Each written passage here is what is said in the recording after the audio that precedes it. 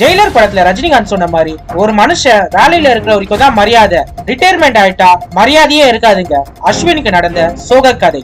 இதெல்லாம் உண்மையா பொய்யான்னு தெரியாம நிறைய விஷயங்கள் சிஎஸ்கே பத்தி வெளியில வந்துட்டே இருக்குங்க. சஞ்சு சாம்சனை சிஎஸ்கேல எடுக்க போறதாவும் அதுக்கு பதில் ரவிச்சந்திரன் அஸ்வினை ரிலீஸ் பண்ண போறதாவும் ஏகப்பட்ட கான்ட்ரவர்சி ஒரு சில நாட்களா நம்ம கேட்டுட்டே இருக்கோம். அஸ்வின் தன்னோட யூடியூப் சேனல்ல இதெல்லாம் ரூமர்ஸ் அப்படின்னு சொல்லிட்டாரு. இந்தியாவோட முன்னாள் கிரிக்கெட் வீரர் கிருஷ்ணமாச்சாரி ஸ்ரீகாந்த் என்ன சொல்லியிருக்காருன்னா, சிஎஸ்கேல இருந்து அஸ்வின் வெளியில போனா சூப்பராவே இருக்கும், கிட்டத்தட்ட 10 கோடி வரைக்கும் சிஎஸ்கே கிட்ட இருக்கும், மினி ஆப்ஷன் நடக்க போற நிலையில சிஎஸ்கே நிறைய யங் பிளேயர்ஸ் சூஸ் பண்ணலாம், அஸ்வினை போலயே நிறைய பிளேயர்ஸ் சிஎஸ்கேல இருக்காங்க, அவங்களையும் நீக்கிட்டு புது பிளேயர்ஸ் எடுத்தா சிஎஸ்கே ஓட எதிர்காலம் நல்லா இருக்கும் அப்படின்னு சொல்லி கிருஷ்ணமாச்சாரி ஸ்ரீகாந்த் சொல்லியிருக்காருங்க. இதுல ஒரு ஹைலைட்டான விஷயம் என்னன்னு பாத்தீங்கன்னா, 2009ல அஸ்வினுக்கு வாய்ப்பு கொடுத்தது ஸ்ரீகாந்த் தாங்க.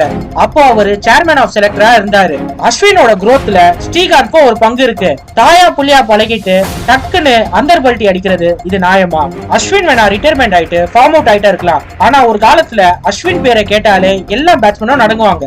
இந்தியாக்காக அஸ்வின் பண்ண சாதனை எல்லாருக்கும் தெரியும். நிச்சயமா நெக்ஸ்ட் சீசன்ல அஸ்வின் அவர்கள் மீண்டு வருவாருங்க. ஜெயிலர் படத்துல ரஜினிகாந்த் சொன்ன மாதிரி தாங்க, வேலை இருக்கிற வரைக்கும் தான் ஒருத்தனுக்கு மரியாதை இருக்கும், வேலை இல்ல அப்படின்னா சுத்தமா அவனை மதிக்க கூட மாட்டாங்க.